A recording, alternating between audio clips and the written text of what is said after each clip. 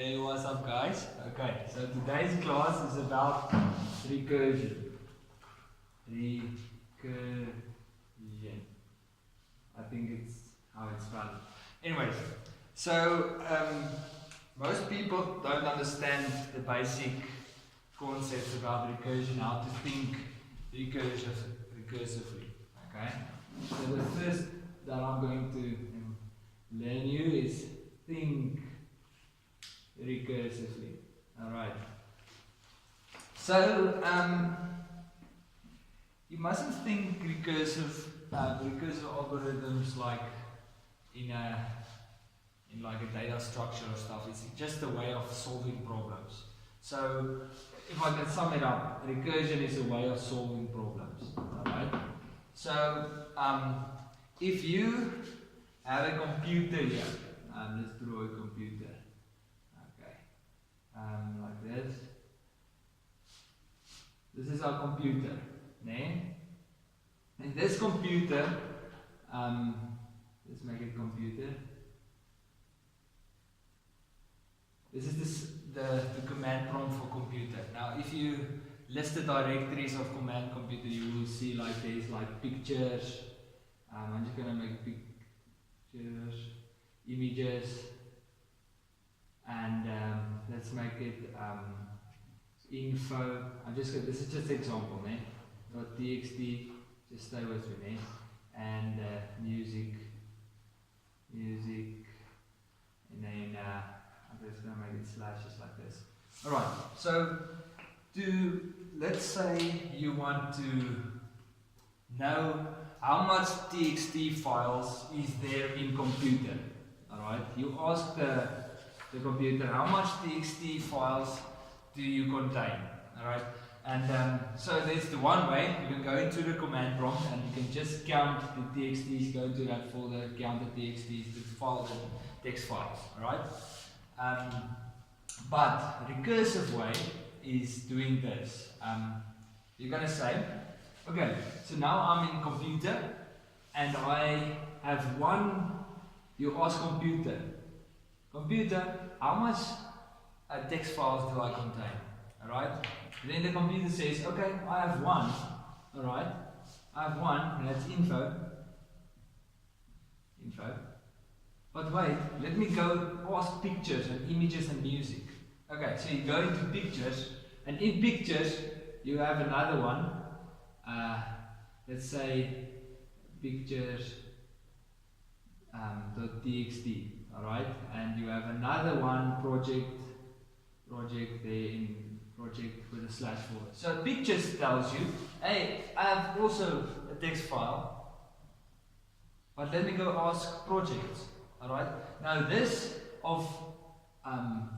is called recursion. Alright, when you go deeper and deeper and deeper into the subfolder, searching for stuff. You understand what I'm saying? Okay, so now pictures tells me I have one, alright, so there's +1. But let me go ask projects. So projects has a txt file, alright?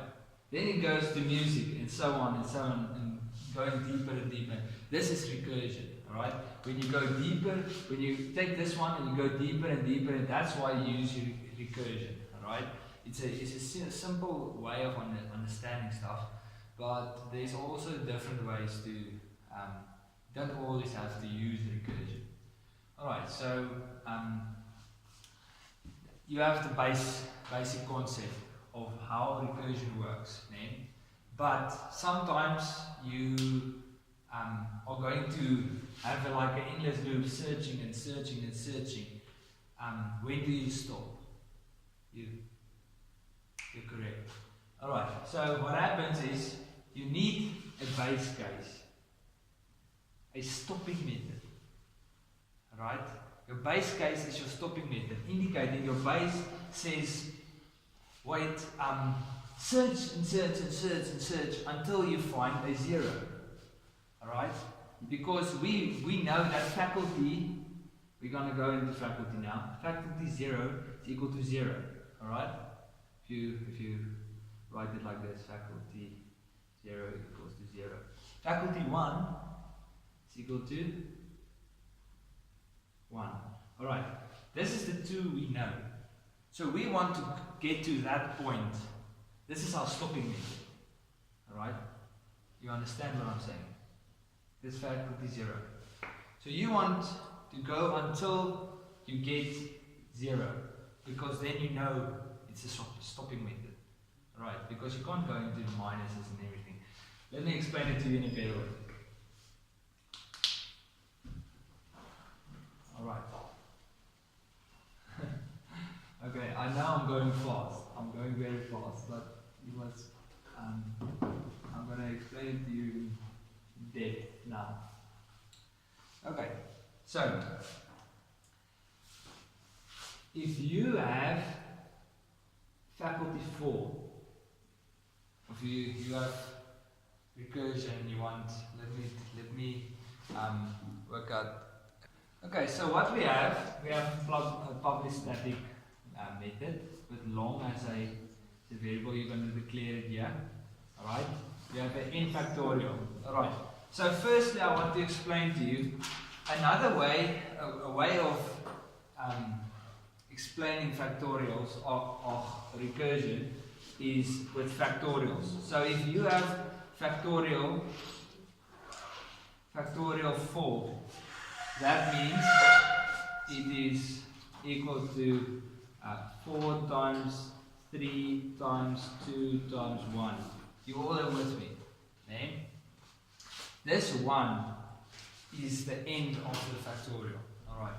So if you get a 0 or you get a 1, you know that factorial 1 is equal to 1. You know that factorial 0 is equal to 0. Alright? You all understand that if the n is equal to 0 or the n is equal to 1, you're going to return a 1 because 1 means that you are at the end. Alright? Because 1 times 0 is 1.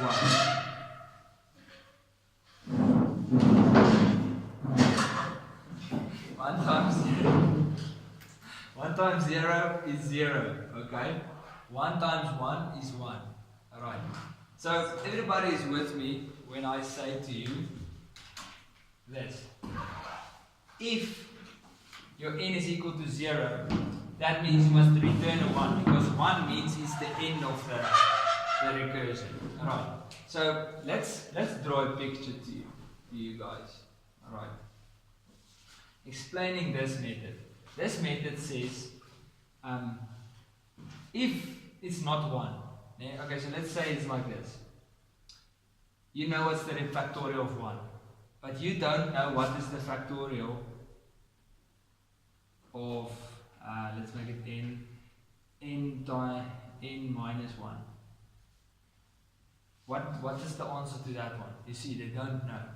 Alright, so that's why, I'm just gonna, okay, so now let's draw.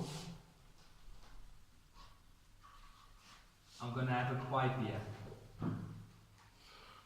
Alright, this is a picture illustrating the code.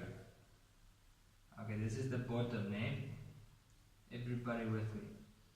So now at the bottom, let's say, I'm just going to wipe out this. Let's say your n is equal to 4. Alright, let's say your n is equal to 4. Now, your n is not equal to 0, so you can't return a 1. Alright, you can also, if n is equal to 1, you can return a 1 as well. But yeah, anyways. Now, your n is equal to 4. That means we have a cylinder here that contains information. You take this cylinder like this. It looks like this.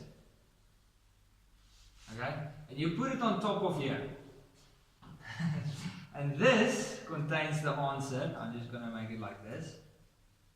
This contains the answer of n minus 1 times n minus 2. Just for now. Eh? So this means it contains n minus 1 is what? What is 4 minus 1? It's 3. Okay, so it's 3 times n minus 2. Now you want this one, because this is the method. You see this method. This method comes in here. This is not n minus 2. This is n times minus faculty something. So now it doesn't know what is minus faculty. So now it generates another one, because you know what's this one. Now it generates something here. You see, it generates this one. So now it makes another one. Just gonna make it. Please stay with me. I'm gonna explain. Just stay with me. At the end, it's gonna make sense. All right. Now it takes another one, putting it on here. The smaller one. You see. This one comes here, and it takes n minus 2 times n minus 3. Always mean, eh?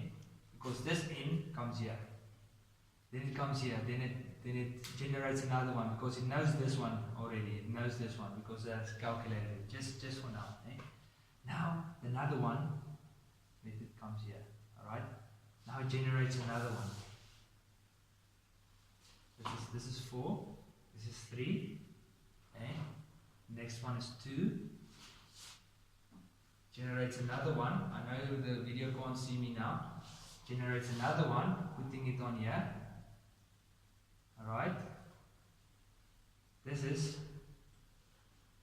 3. This is 2. Just gonna make it values here. You're gonna understand now. This is n minus 3, n minus 3, n minus 4. Alright, you all with me? But now it says, hey, the last one, I know this one is 1 because right, n minus 4. Now it says here, now it comes here at the last part. It says, hey, but I know what n times n equals to 0 means. So n faculty 0 means 0. Alright, so now it's substituting from this side. This becomes a 2, this becomes a 3, this becomes a 4, this becomes a 5, and so on, multiplying it like this until you get. You see, that's why it uses the base case. This is the base case. The part you must stop, and then at the end you calculate everything. I'm going to explain it to you again.